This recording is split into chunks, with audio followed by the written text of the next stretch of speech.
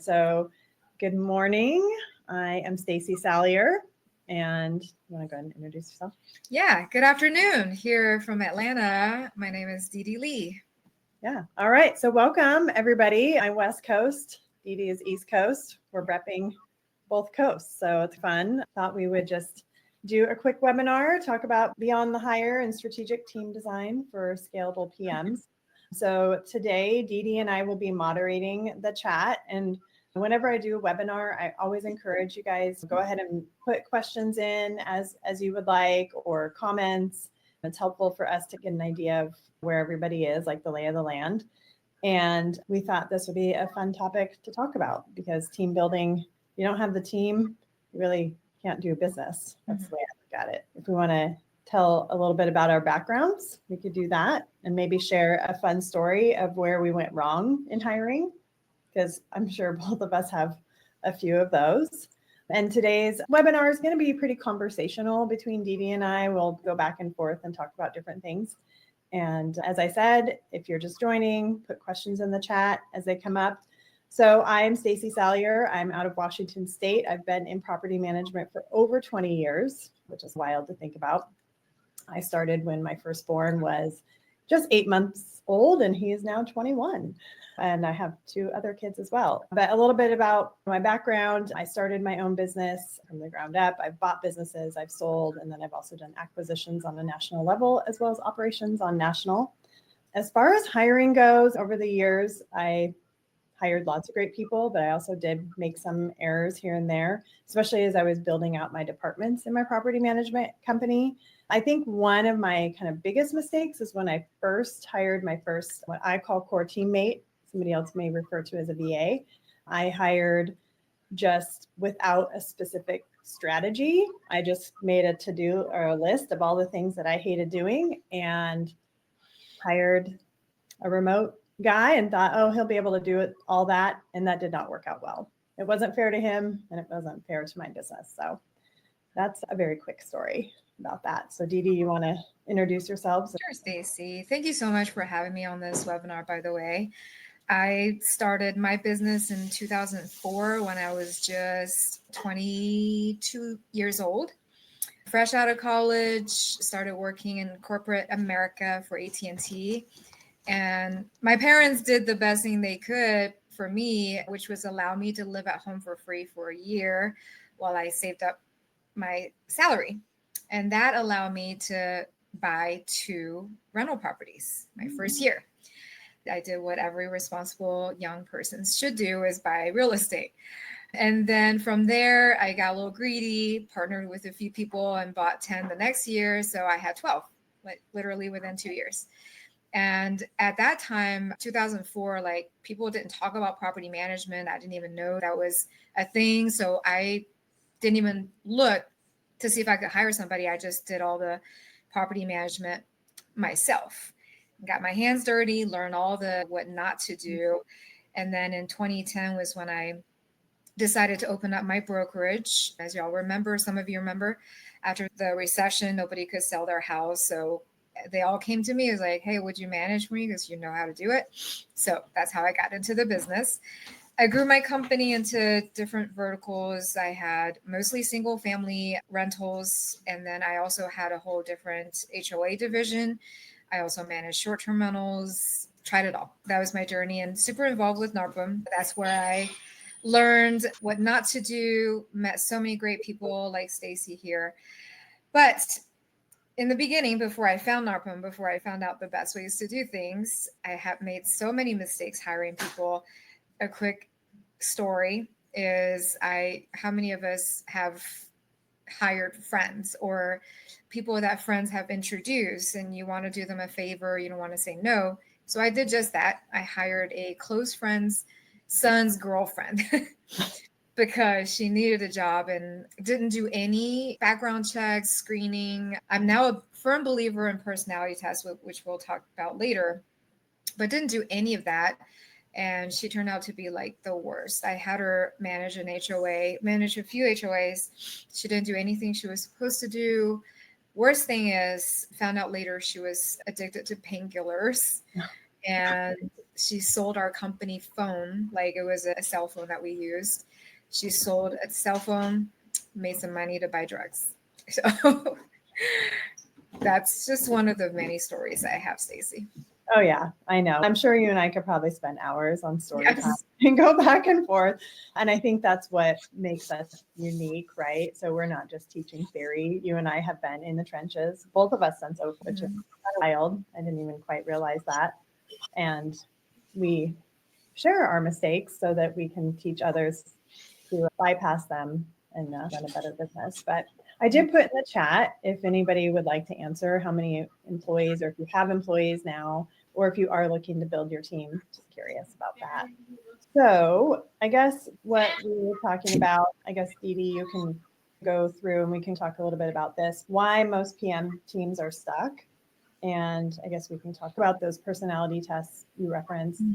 And I guess I could talk about like hiring without structure. I guess I could go back to that example I shared with hiring what I thought was a good way to hire. I've done a time study. So if you haven't done a time study, I do recommend doing one of those. It's pretty quick and easy. If you have a team, you can also involve your team in that. But at the time I was a solopreneur. So I did a time study and I made the list of everything I hated doing. And that's how I hired my first person, thinking it was a great way to do it. So no structure.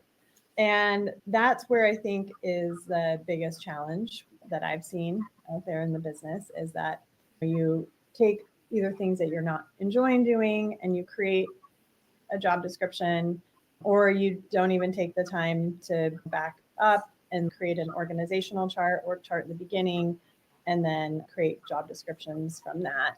One other mistake that I think I made personally was that when I opened my business, I opened portfolio style. That's how I grew up in property management. I got recruited into it in 2004, and I was handed a book of business and I grew that book of business. And so when I opened Leading Edge, that's how I opened that. Segue into department style and hiring. Yeah. I don't know. What about you, Dee Dee? Yeah, very similar with you, Stacey. That's how all the mistakes I made was due to lack of structure. But in what I do now with PM Business ImpleMentors, I work with many companies and they come to me thinking they had a problem with one thing or another thing in their systems. Maybe they're using the wrong software, but then we start digging deeper and it always goes back to the people. I'll have owners coming to me like, things are not working. We have 500 doors and I'm working 16 hours a day. We don't have time to do anything. And I'm just burning from both ends. And I ask them, how many people work for you? And they're like 10. You have 10 people for a 500 door company. That should be enough, right? Like, where is the problem? So we start digging deeper and it comes to find out there's nothing written down, no processes, no automation built into their systems, lack of workflow. There's just nothing. So their solution a lot of times, and with many property management owners, is as they grow, they just throw people at the problem. So we ran out of time to do this. Nobody has time to do renewals. Let's put a VA doing renewals full time. I've seen that. Let's put a VA on collections full time. And I know remote professionals or VAs, they don't cost that much, but it's still a big expense at the end of the day. And instead of throwing people at the problem, like Stacey said, you have to go back to the drawing board and make sure you've got your structure, make sure you have your right org chart, and then you can set up your processes and then plug in the right people. Yeah, I know. If I had like $1 for every time I've seen online, oh, just hire a VA, just hire a VA. Because there was a big push for that. When I started in 16, I started my own business in 2016. It was not normal during that time, but that's how I grew my company, remote hiring. But it got a little bit more popular. And then as COVID, obviously, people really took off on that. But you brought up a really good point, and this is something that I've talked to with clients about as well. Even if it's less expensive, it's still a cost. And if you're just hiring to hire and you're just hiring somebody to just throw them into doing something random, you're not really being strategic about that. Yeah. And then you end up doing what as the owner? You end up being in the people management business, in addition to your owners and your tenants, now you're managing so many employees who have no idea what they're doing. Of course, it becomes a mess. Oh, yeah. Yeah. So that's something where you and I definitely, I think we are on the same page. I'm the strategist. I do the strategy, you do the implementation. So one thing that I developed in my company is the Elevate method. So evaluating what you really need and actually being strategic about it, listing out mission critical workflows, establishing accountability structure. So again, not just like hiring to hire and throw somebody at something that you're like having a problem with that month. Vet for alignment, like not just skills. So we can talk a little bit about those personality tests or the trait tests. Assigning a measurable first win, I think is important. Even if you're not in the spot where you can come out with a list of KPIs in the beginning, like just a measurable like first win in the first 90 days. And then training inside your real world system, which again, I know you talk a lot about how you do implementation, because people a lot of times, that's why they'll work with me, is map out those SOPs and all that kind of good stuff. And then you implement all the cool automations and then evolve their role as your ops grow. I think right now we hear a lot about AI, or at least I feel like I do. And I've seen some really cool AI products out there that are starting to be built into some of the platforms. But the biggest thing is it's going to be really hard to implement that if you don't even have the good baseline structure. That's what I look at too. If you're trying to build a house and you're like, oh yeah, I want to put in that really cool fridge because it like cleans itself or something weird. You can't put the fridge in if you don't have the floor built. Yeah. So. The first question that every AI company out there right now will ask you before you use them is, what's your process on this? Yep. Because if you don't have your processes, they're not going to be able to do anything for you. They're going to be as good as your processes. So if your processes are a mess or they're not documented, the AI will not work. Yeah, no, it won't, because you won't. It's just like the old school throwing a VA at the problem. So we don't want to throw AI at the problem. So yeah, do you want to talk a little bit about the personality or trait? Yeah, it's one of my favorite things to talk about. Mine too. So what I'll talk about the DISC profile if you want to talk about culture index, because I think they're both very beneficial. DISC was what I've always learned and grew up on, but then switched over to culture index. It's a lot more in depth, right? So DISC, if you can imagine the quadrant, you've got your D, your dominant, direct people. They're visionaries, they're strategists, they're planners. On the flip side of the things, they can be very aggressive, too direct, abrasive. The Ds are usually the leaders in the company because they're able to see the future. They're able to come up with a vision, set out the plans on where we should go, and then they lead. So a lot of times outside of the owner, of course, not every owner is a D, by the way, but no, they're not actually. No, but outside of the owner, the director of operations or like your general manager role should have a D in their personality somewhere. It doesn't have to be all D, but the D should definitely be there because you want them to be able to see the big picture, pull back, and know what the company needs from a strategic perspective.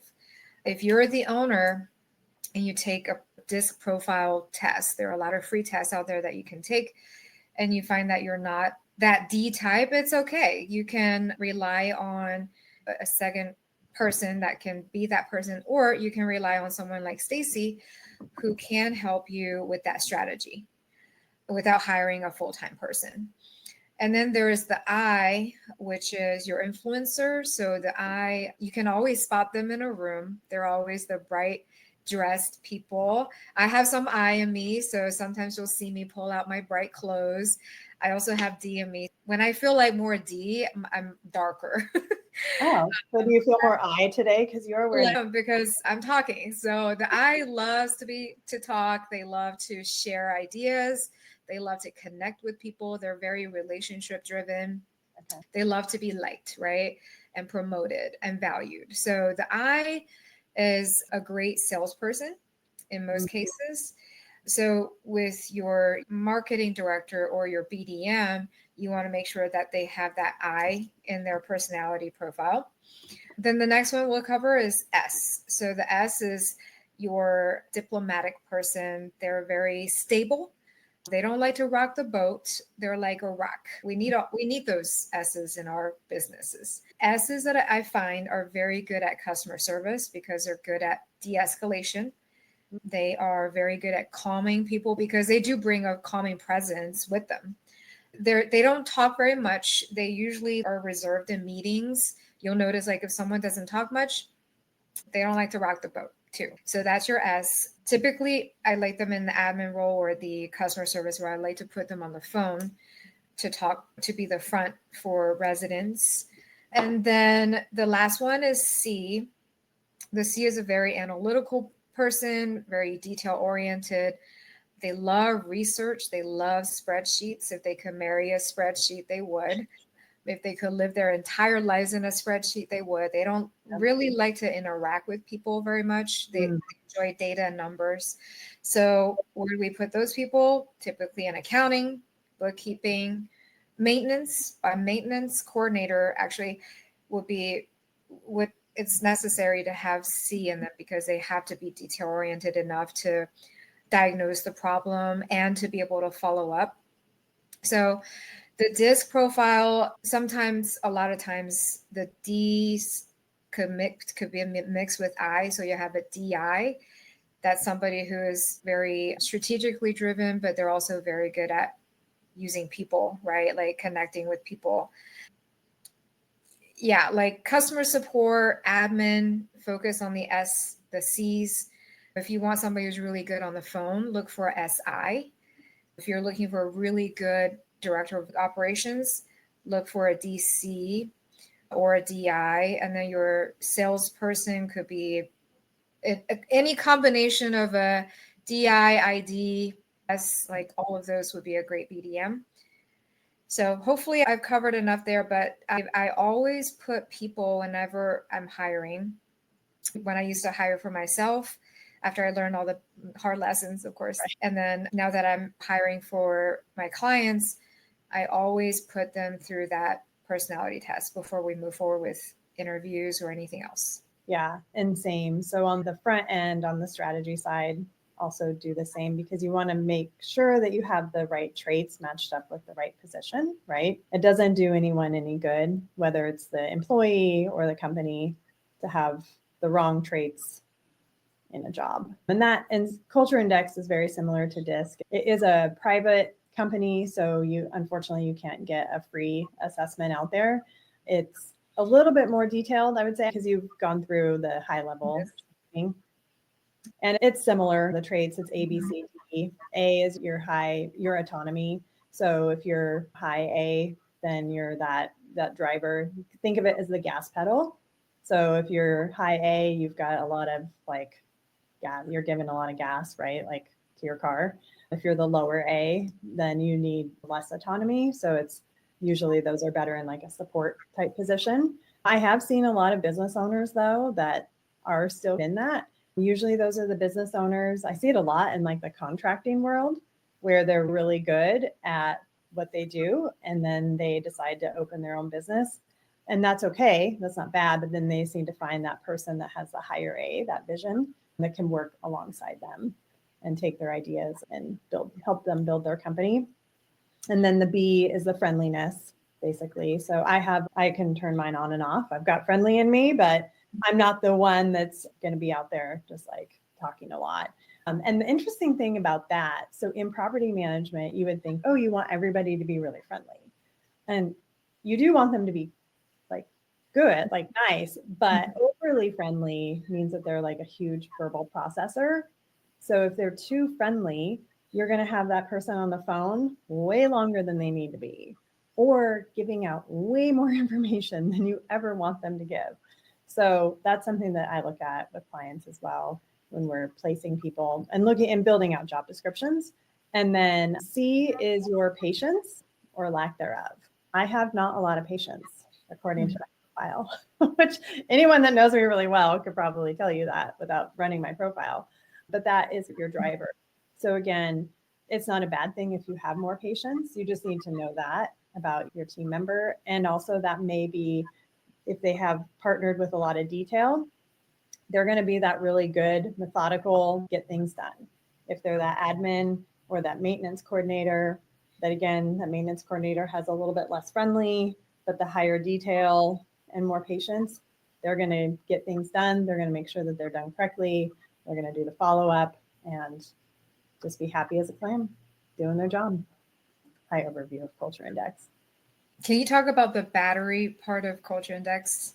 Yeah, of course. So Culture Index does measure the battery of somebody. And so that is one thing when they're measuring traits, that is one thing that can adjust up and down for a person. It's a really cool tool as a business owner to use, because if you're using Culture Index correctly and you're assessing your teammates every 6 months, you can see if they may be burning out or if they're working right along where they're meant to be. My battery is around a 42, I believe.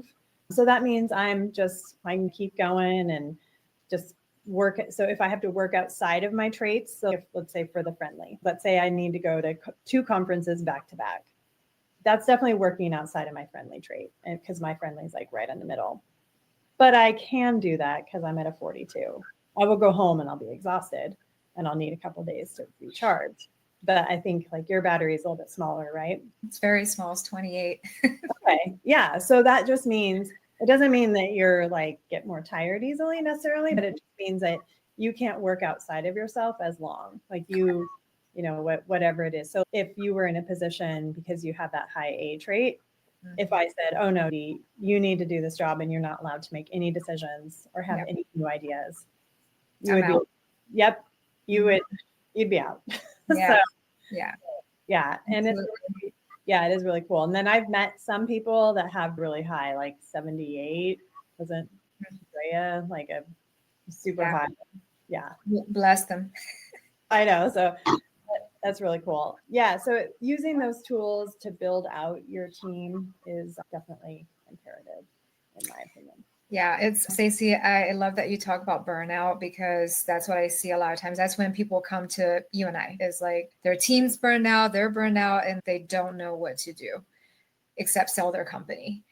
If you're burned out, that's a great sign that you're just not doing what you're really good at doing. You've got the wrong people doing the wrong things, and everybody's burned out. If you follow the design of something like Culture Index or DISC, and you put people just doing the things that they're really good at doing naturally, that plays to their strengths, it's very hard for them to experience burnout. It's like a job that they can do over and be super happy, be completely happy doing it day in, day out. And they will never need to change or look for something new, because that's where they're happy. And for example, an accountant, right? Someone who's a C should love accounting. They love numbers. They love to keep books. They're very black and white. They can usually, if they're in that right seat, they can do that day in and day out. And you're like, aren't you bored? Because I would get bored. They're like, no, I'm good. I love this. And so that's where that's why Culture Index and DISC are so important, is because if you want to prevent burnout with your team and even with yourself, you have to know yourself and know your team and make sure they're doing what they're really good at doing. Yeah. And I think one of the things that I've seen that a lot of people do or make mistakes, and I've also done this, is that you get that employee and you put them in the right position based on their traits, and they're doing such an amazing job and they're so good, and you build and they can handle more and more. And then you're like, you're so good at what you do. I'm going to make you a manager now. Yes. And here you go. You need to now supervise, instead of just supervising the process and yourself. I want to have you supervise these 2 new employees. I want you to train them because you're so amazing. And that, when I went through Culture Index training, that was one of my big aha moments, and really helped me see like how to really design my team and not do that. Yeah. So the team members that I had, a leasing coordinator and I had a maintenance coordinator and I had a backup kind of admin, like floating, their profiles were not one to ever manage a person. They were amazing at managing themselves and the process.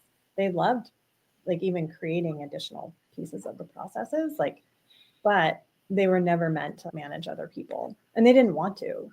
And that was good. And it was really good for me to be able to know that and see that, and then hire strategically if I needed to bring in like an ops manager who then managed.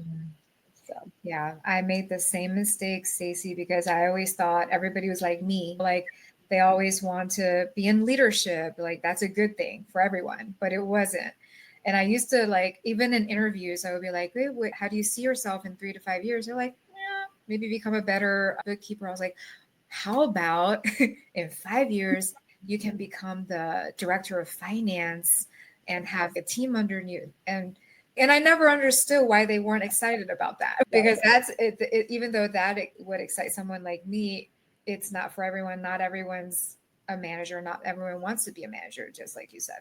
yeah. So that was like something that was, it took me a while to grasp that and understand it and be okay with it, actually.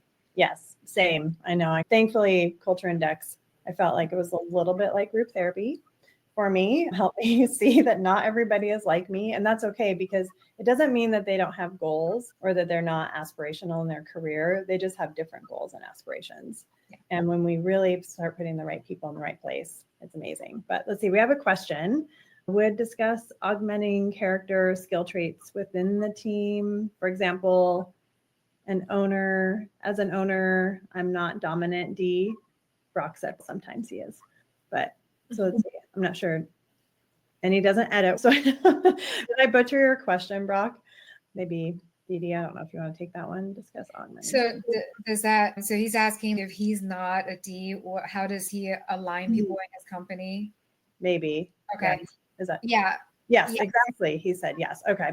Okay, perfect. So what I do with companies like that is the first thing I do is I go in, I have everybody in the company take a DISC profile test and identify those who have the D trait. And then I say, okay, even if they're not in a leadership role right now, you can have that conversation with them first and see if they're interested. If they're a true D, they would be. And then say, envision you in a better role, in a different role, not better, sorry, in a different role. And I would like to start grooming you for that. But the first thing you do is start bringing them in on executive level meetings. And you can run ideas. They like to give ideas. They like to strategize. So bring them in on strategic meetings and then say, what do you think about how we're doing with maintenance? Or what do you think about how we're doing with leasing? What would you do differently? And start asking them those questions and see what they have to offer. So first thing you do as a business owner, even if you're not a D, is learn to empower people on your team. Mm-hmm. And once you say, hey, I don't know if you know this, but you have this trait in your personality profile. That means you like ideas, you like to strategize. Is that true? And they say, yeah, definitely. So it's like, okay, at the next meeting we have, I would like for you to give me some of your ideas. And they would love you for that. They would feel so excited to be seen, to be heard, and you'll see them rise and shine with that empowerment. Yeah. And I think the important thing too, like Brock or anybody else that has that experience, is that if you do the tests, whatever evaluation you use, and you don't have anybody that falls into that category, then you will need to create a job description, relook at your org chart, and hire for that. Because otherwise it's going to be really challenging for you to not get burnt out. So for example, my husband owns a plumbing company. He doesn't mind if I talk about him. And he's a craftsman profile, which is, I had actually a few craftsmen on my team and they're amazing. They're so good at what they do. Once they get their routine down, they can crush out an immense amount of work. And that's how he built his business over the years. He was really good at what he did. He opened his own company. He has a crew, but he will tell you he hates managing people. He gets burnt out on it. He doesn't like the whole business creation, having the vision of growing the company is just grown because people love him and he's really good at what he does and he's got a good crew. For him, we've talked about, I don't officially coach him because that would be weird, but if he wants to talk strategy, because that's where my high A comes into place, then I can talk about, hey, let's take a look at maybe you hiring somebody that could run that side of the business for you, because then you're not going to get burnt out, and then creating a job description for that. Yeah, I'll give you one example of a business that I'll help with. So they had me come in, we did the whole personality profile test. The one person in their company who had the D trait, she was actually a strong D, was our part-time maintenance coordinator. Part-time. Wow.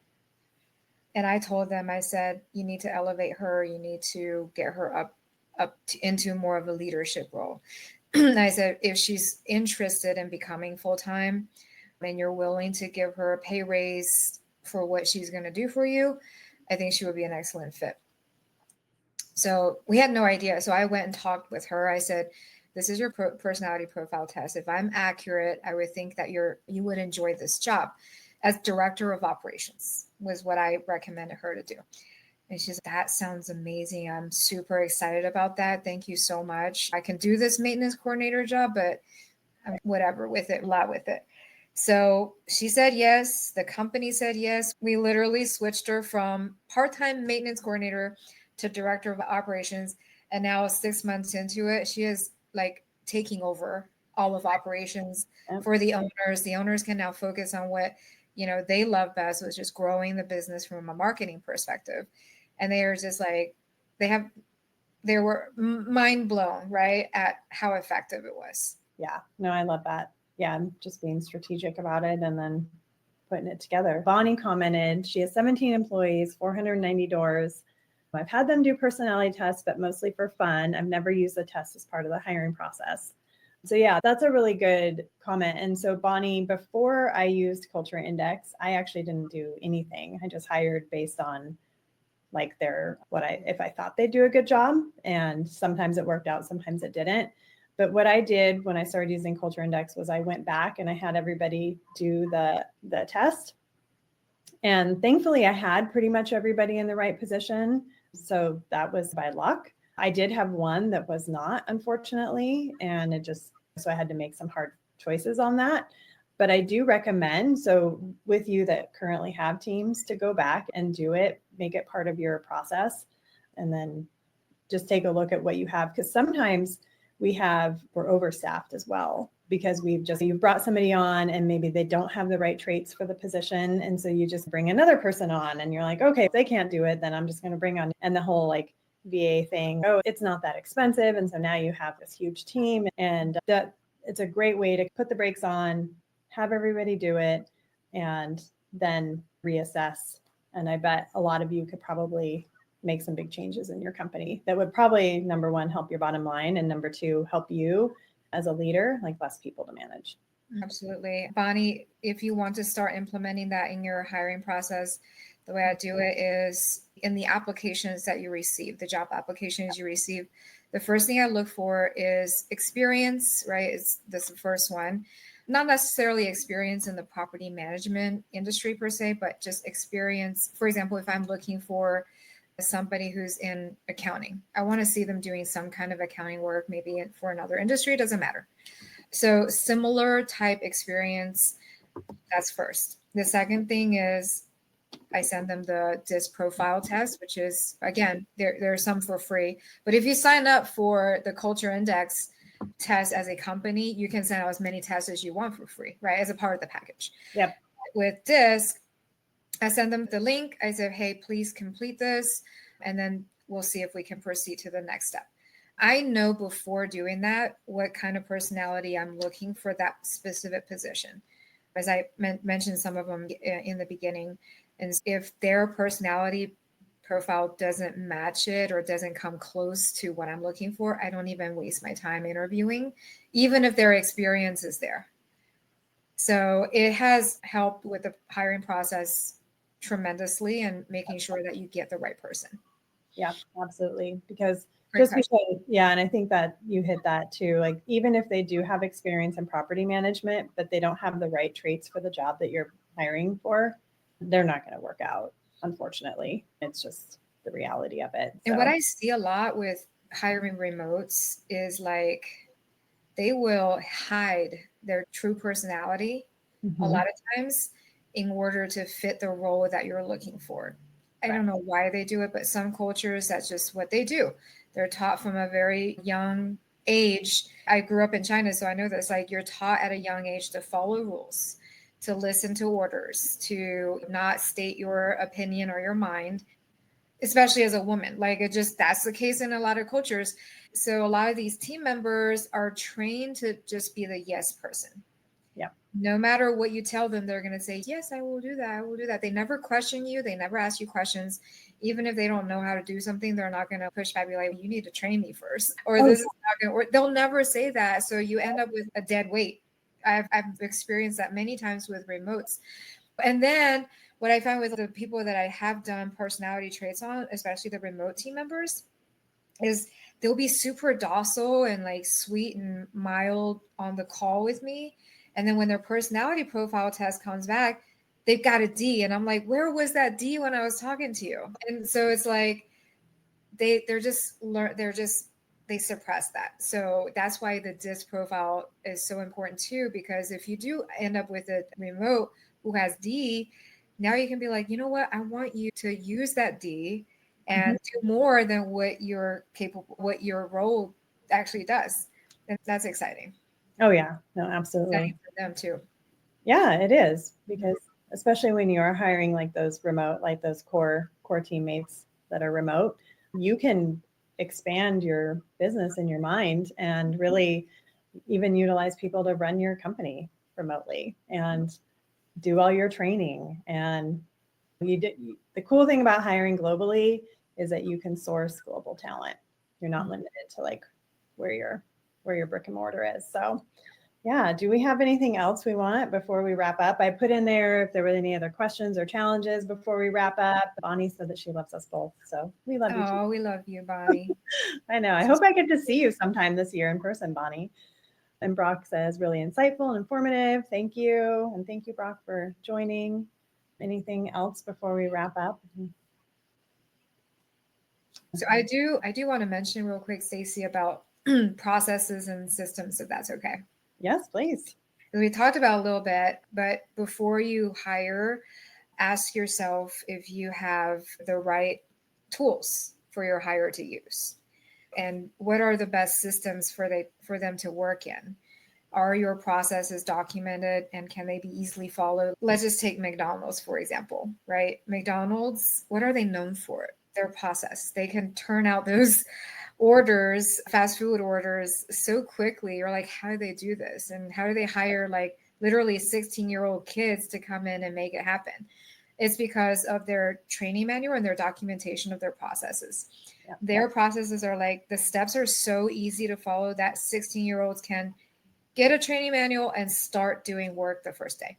Yep. It's like as simple as put the bun on the grill, flip the bun and add the mayonnaise. It's that detailed, and that's how your process should be. When you think about how do I write down my processes, it should be that, and then write down step 1, step 2, and then add pictures, add notes. There are great tools right now out there, AI tools that can help you document your processes without you actually typing them out. Like you can use Loom. One of my favorites is Loom. So you go on Loom and you can do a video, like you can you can turn off the video. You don't have to look at yourself, but you can turn on Loom and it'll record everything you're doing on the computer. So you can be like, this is how I screen an applicant. This is what I look at. And then you do it on Loom. You speak it as you do. And then Loom will turn that into a transcript. They have an AI tool that will translate that into a transcript.